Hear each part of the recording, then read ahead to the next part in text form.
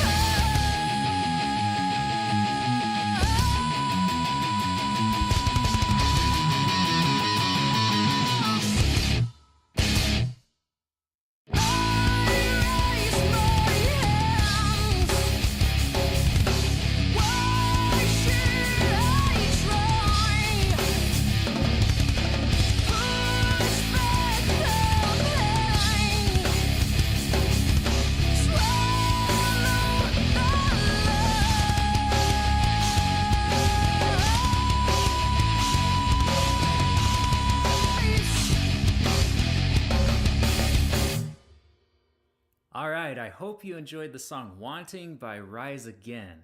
So let's play the Good, Bad, Respect game. This is a game I play every single show. Whenever I listen to a song, I try to find something good, something constructive, and something I respect about each song. The good.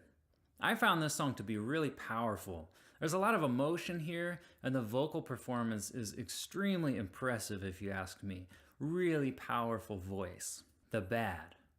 Well, I wasn't totally sold on the choice of tone for the snare drum, but I kind of like the idea of what they were going for. I just would like to hear a little bit more of that rattle, like a bigger crack on those hits. And you kind of get that on the choruses, but on the verses, it sounds a little bit more like a tom, like the snare's turned off. And maybe that was by design. I guess it's not really a bad thing, it's just an interesting choice. To me, there's really not much bad here, so I gotta pick something. And I'd like to hear just a little bit more of that snare crack, a little bit more of that rattle sound on those hits, at least during the verse. But, again, not a big deal. Respect. I gotta point out something about this vocal performance that I thought was really incredible and caught my attention. I think the singer's name is Buana. I hope I'm saying that right. But at the 3:15 mark, she holds out a note for like 10 seconds, and it's really powerful before that last chorus. When I heard that for the first time, I was like, whoa. I was driving in the car and I just realized that this note was still going and going. I found that to be really awesome and impressive. So I gotta give props to the vocal performance here. I really enjoyed this song. Again, if you're a Flyleaf fan, you might really like this. This band has a gig coming up on November 24th in Wichita. It's for part of the ICT Unplugged finale. So check out the Elbow Room. That's where they're playing. November 24th, you can catch this band there playing an Unplugged show. I hope you enjoyed Rise Again. Now let's check out our second band for this episode. And they are from California, or if you check their Facebook page, Dimension C. This band is called Drab Majesty. And it is a very interesting band. Now they're going to be playing at Barleycorns in Wichita on December 2nd, opening for Split Lip Rayfield. I don't know who that is, but this band's going to be there, so if you like what you hear, check them out. The first thing I noticed was this band sounds like Tears for Fears. If they were modernized a little bit, that's what this band that you're about to hear would sound like. I wanted to read you just a little bit of their bio from their Facebook page because it's really quite fascinating. You'll see what I mean. Prepare to have your minds blown. Drab Majesty is an interdimensional platform aimed at channeling oral and visual messages founded by a human being from Los Angeles in 2013. The human communes directly with its spiritual muse, assumed alter ego Deb Demure, to demonstrate the power in relinquishing ownership to a divine design, thereby handling inspiration over to the spirit world, essentially serving as a contractor in business with the collective consciousness. I don't know. I don't know what that means. I don't know if this is an attempt to be funny, but it is very intriguing.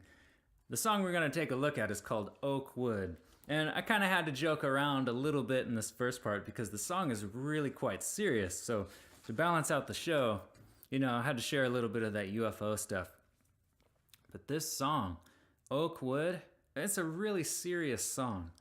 I'll tell you why.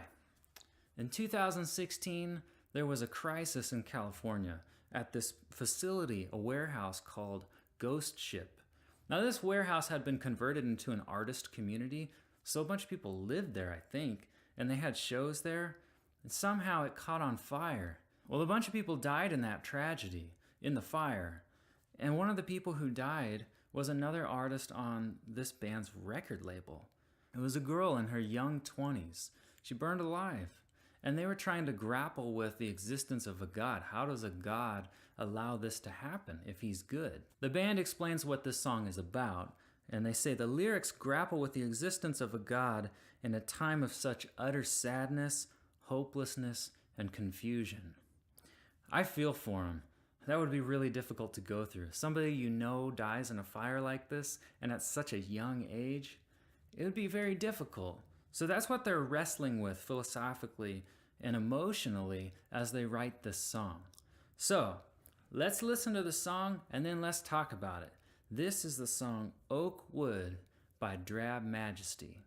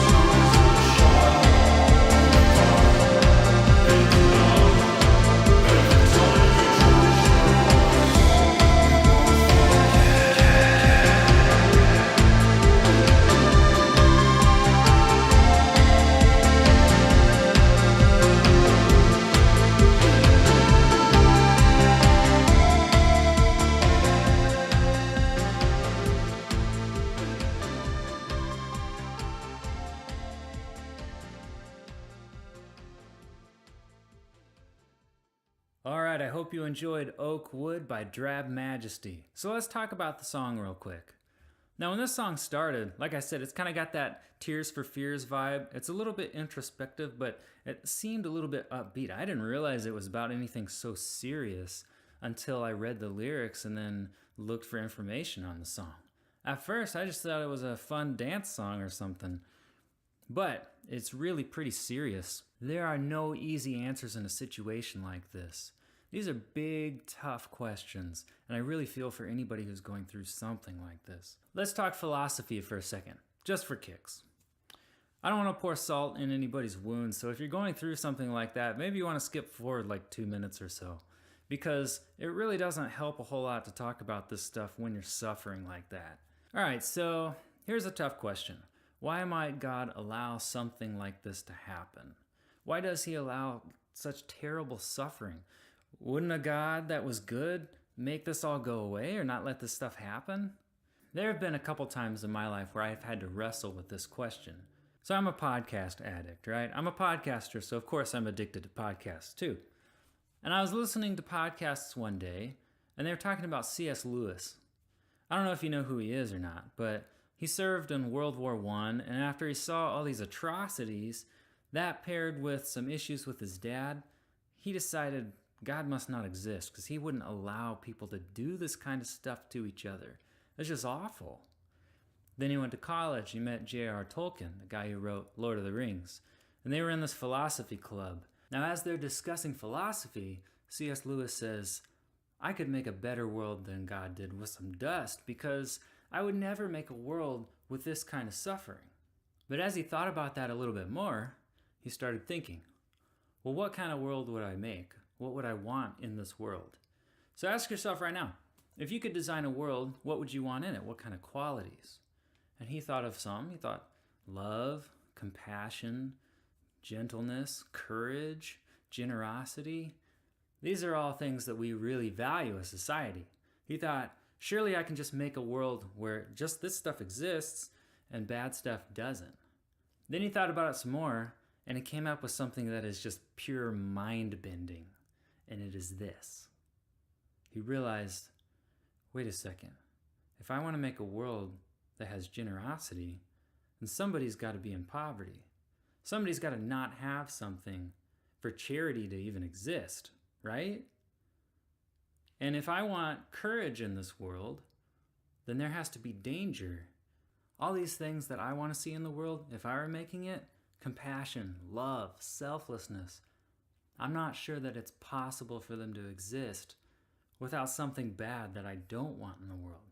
So I'm stuck with it.